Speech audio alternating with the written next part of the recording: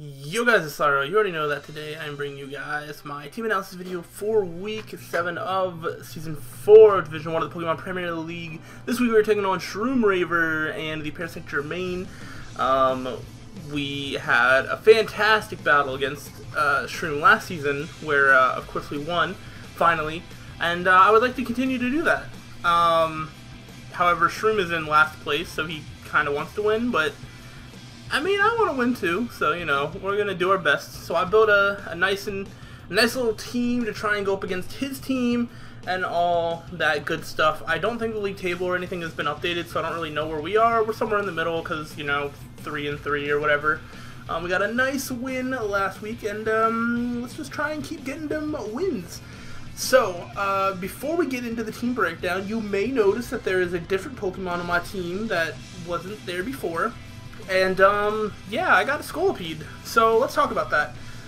I did use a transfer, and, basically, Liam, also known as Unlawful Exile, decided to drop Scolipede for, I don't remember what, he got, like, Mamoswine or something? I don't remember. But it became free, and, there was a lot of people that were kind of eyeing it up, being like, hey, I kind of want that, but I was like, hey, I kind of want that. I don't have a lot to lose this season, and I do have a lot to gain, so I kind of went for it. And, unfortunately, I did have to drop Ariados. I dropped Ariados, Glaceon, and Breloom, and so I just want to explain why I did that. A lot of the matchups, I was kind of feeling like I really wanted to bring Ariados for Sticky Webs, but Speed Boost Baton Pass kind of works in a similar way as Sticky Web, and in a weird way, it's almost more reliable. Like, I don't know, in the sense that, like, you always get up a speed boost, like, regardless. You can't always, for sure, get up sticky webs and keep them up. Like, nobody can block a speed boost. So, if I pull that off right, I mean, I can get a +1 into literally anybody, or a +2, or I can just use Scolipede. Scolipede, offensively, is a much bigger threat than something like Ariados, so that's why I made that switch. And to cover the finances, I dropped Glaceon, which really wasn't showing up to any of the matches. I kind of forcefully brought it once, which I didn't even need to use it, and the only reason it got the kills that it did was because I, you know, took a chance and brought it in to get kills instead of bringing in something else that could have also gotten kills.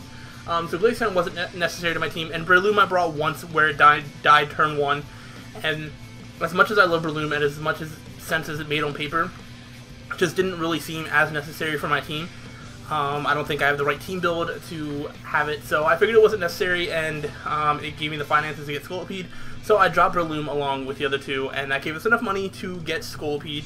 I do anticipate this being my last transfer of the season, but you never know, so there's that. So let's go ahead and talk about the Shroom's team. That's the team that we have to build for, and yeah, we'll go through all that. So his team consists of Excadrill, Hippowdon, Florist, Hitmontop, Greninja, Tyrantrum, Electros, Torkoal, Meloetta, Spiritomb, and Ninjask.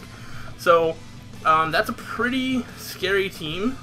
There's a lot of stuff on that I don't like at all facing. So, he's definitely got the upper hand in team matchup, I feel. But, I mean, you never know. We do have some tricks up our sleeve, and we are going to try and do that. So, I mean, as you see my team, I like to play a little game called Find the Excadrill Switch-In, because I have yet to find one, so I don't think I'm winning that game. But if you guys find one, let me know. At that point, it'll be too late.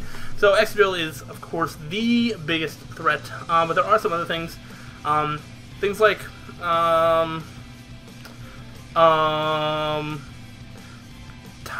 Tyrantrum, maybe? I don't know. Meloetta's kind of stupid to try and deal with. Electros, I don't know. Ninjask is actually surprisingly, like, not a scrub against me. Especially since it can baton pass stuff. But we'll get to that in a little bit. So, I mean, I'm most worried about Excadrill. So that's my biggest fear heading into this match. But I want to make sure that I have some switch-ins. But I think this is going to have to be a little bit more offensive. Or I'm just going to have to try and wear down Shroom's team to the point that my offense can just kind of deal with them. So this is a pretty interesting clash of sand also, because I have Tyranitar, he has Hippowdon, he has Excadrill that can have Sand Rush, I have Mega Steelix which has Sand Force. So it's pretty interesting as to whether, you know, he brings sand. I decided not to. I don't know if he will or not. So we'll see. But let's go ahead and talk about the mons individually. We're going to go right to left for a reason. So first is going to be especially defensive Togekiss, like I brought last week. However, this one is going to be Nasty Plot, Roost, Air Slash, and Dazzling Gleam. This is the one real switch-in that I have to Greninja. It is Protean Greninja, or sorry, not Protean, it's Torrent Greninja, so it's not Protean, which means that Ice Beam cannot 2-KO me. And if I can get it, the main reason for Nasty Plot is against things like Florges.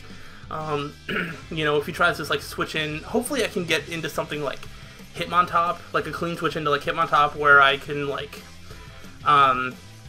set up a Nasty Plot as he tries to switch out. Like if he's trying to take special hits, he might switch into something like Florges, or maybe even Meloetta or something like that, and I can start getting up Nasty Plots, and that is going to make me really scary.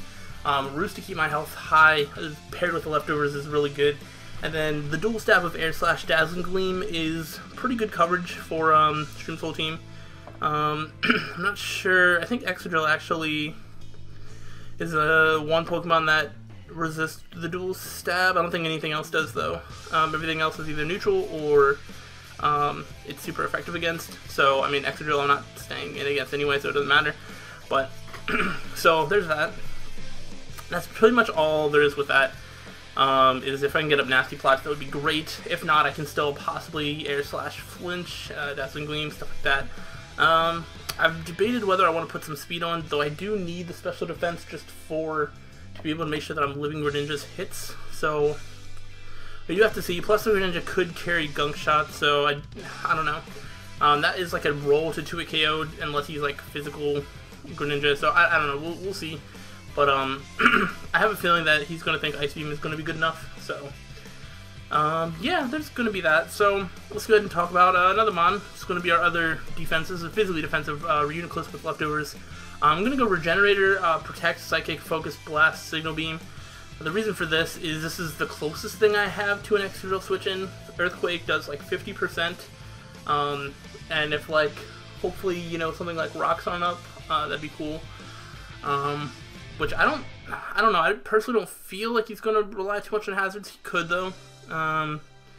Depends, because I feel like if Hippowdon shows up, like, he would know that I would want to kind of eliminate that threat, like, as soon as possible. So, we'll have to see. But, essentially, Protect plus Leftovers ensures that I could technically maybe take 2 Earthquakes from, like, an Adamant Life Orb Excadrill. So there's that, and Focus Blast is an OHKO, so I just have to hit one, and if I don't hit one, then I can just blame it on hacks and not my lack of skill. Psychic is good stab, also, I mean, hurts like Hitmontop and stuff. Signal Beam is for the Meloetta. Not that we do a lot of damage, but Meloetta doesn't have reliable recovery, so any way of wearing it down is a good way of wearing it down. And that's pretty much Reuniclus. It's there kind of for the Excadrill, and there to be annoying if it needs to be. Let's talk about Jasmine, the Mega Steelix. This is going to be a physically defensive Mega Steelix with Earthquake, Heavy Slam, Dragon Tail, and Toxic. The reason for this, it is physically defensive for a good reason, I'm sure. Tyrantrum, that's why. Like an Adamant, Tyrantrum's Earthquake does like 30%, 35%, something like that. So he would have to get up some Dragon Dances for that, but Earthquake and Heavy Slam does a lot. Heavy Slam just destroys Florges and maybe something else. Probably like Ninjask. But yeah, this is also really good for Ninjask. If he does bring Ninjask, I feel like what he might try and do is do some Swords Dance, Baton Pass, like Speed Boost shenanigans. Because we don't really have Baton Pass clause in the PPL. It's like only one mon can have like Baton Pass, like you can't chain Baton Passes. So for example, I can't set up Speed Boost with Scolpede, Baton Pass into Togekiss, and then Nasty Plot and like Baton Pass again. Like I can't do stuff like that. So that means, yeah. So I can bring in Mega Steelix against the Ninjask because it can do literally nothing. And then if he tries to set up whatever, you know how it is. And then I can just continually go for Dragon Tail for any time he tries to Baton Pass out. So That's kind of it there. I did not put Stealth Rocks on this. Maybe I should replace Toxic with Stealth Rock, but Toxic is going to be good for wearing things down. So we will have to see, but Stealth Rocks might not be a terrible idea. He does have like 3 Rapid Spinners or something, so like that's a thing. But making him go for Rapid Spin might not be a bad idea. So I might actually put Stealth Rock over Toxic. I don't know why I need to necessarily Toxic. So yeah, I think I'm gonna go Stealth Rocks. I think that's a better idea. Especially cause, no, I didn't, okay. Scolpede, yeah, alright, I did end up going through with this. It's gonna be a Muscle Band Scolpede, Speed Boost, Protect, Earthquake, X-Scissor, Baton Pass. Protect, Baton Pass are pretty self-explanatory. The 196 speed, allows me to outspeed, I think the fastest thing I can. Might be a max speed Meloetta or something, yeah, so, there's that. Max speed Meloetta is what I can outspeed, and of course after Protect that means I can outspeed anything if it's Scarfed, unless Greninja is Scarfed, and max speed. So, but other than that, it's max attack animate, rest thrown in HP. Earthquake with the Muscle Band has a chance to take out an Excadrill, so if there's like if there's like the slightest chip damage on Excadrill, then Scolpede could take it out. So that's that. And then X-Scissor is good stab, as well as, I mean, it hits Meloetta, I mean Greninja, and stuff like that, so that's why that's there. So yeah, there's that. Pretty self-explanatory there. And then we're going to go on to Victini, which is going to be a Scarfed Victini this week. It is going to be 180 speed Jolly to outspeed, again, it might be a max speed Meloetta. 57, yep, max speed Meloetta. Max attack with 76 HP. Shroom does not have good switch-ins to V-Create. Or Victini in general. But, there's that. V-Create, U-Turn are going to be, like, the 2 most used moves. Bolt Strike is, like, the only, like, it guarantees kills Greninja. Like, that's the only reason that Bolt Strike is even there. Because I don't really have a need for a move outside of freaking V-Create and U-Turn. He does have a slight fighting weakness, so I'm actually throwing Reversal on this Victini, which does more damage the less HP I have. So if Victini just like, if he gets up rocks and then Victini just switches into rocks like a bunch of times, like possibly, you know, say I get down to like that 1%, you know, Reversal's power would be like 200, and then I'd be Scarfed Reversal, and like, you know, if his fighting resists are dead, then like he's done. So again, I kind of threw it because, I mean, I'm just going to be going for V-Create or U-Turn, like, pretty much the whole time. If I go for Bolt Strike or Reversal at all during the match, I would be very, very surprised. But I did bring Scarf because of how threatening V-Create is, and plus he could be bringing Scarfers to try and eliminate the Victini, because he surely sees how big of a threat Victini is to his team. I'm sure he does. So, yeah, I don't think he's going to just let me, you know, like I can't bring like Band-Aid because he'll probably have a bunch of ways around it. So, yeah, just brought Scarfed, and also, you know, Excadrill. If there's like a Scarfed Excadrill, like that can actually run through my team, especially if things get worn down. So there's that. And then we're going to go into our second Scarfer, which is going to be Choice Scarf Tentacruel with Scald, Giga Drain, Sludge Bomb, and Knockoff. Max Special Attack Modest. With 124 speed. I think that's only to outspeed Excadrill. That wouldn't outspeed like a Scarf Meloetta, so maybe I should put more speed, but I don't know. I kind of like this because it's kind of bulky and fast. That should be good. Meloetta isn't the biggest threat to me, so, you know, I should hopefully be okay. Scald does a lot to Excadrill, Giga Drain for health, plus, I mean, Greninja, and, well, I mean, Hippowdon if I need the health, and it can kill, otherwise Scald. Sludge Bomb for things like Fortress, and for another stab move, for, you know, whatever. And then Knockoff, because Knockoff is good.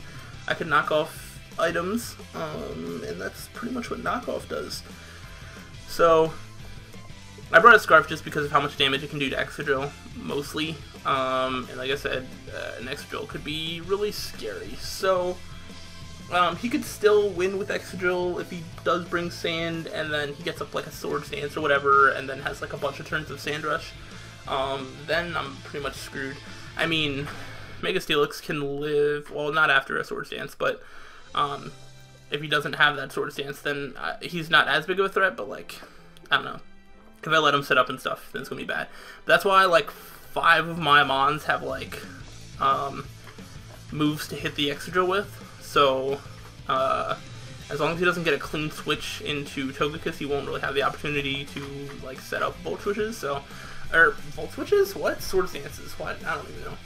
But that's basically the plan, is to not let me die to Excadrill and hopefully take out everything else and win the game, because that's why we battle, is to try and win. So that is going to be that. And the battle will be up tomorrow, so hopefully you guys enjoyed this little team analysis explanation thing. Any questions or comments, feel free to let me know. And I'll see you guys for the battle, which will be up tomorrow. So, thank you guys for watching, and until the next time, guys, stay sly.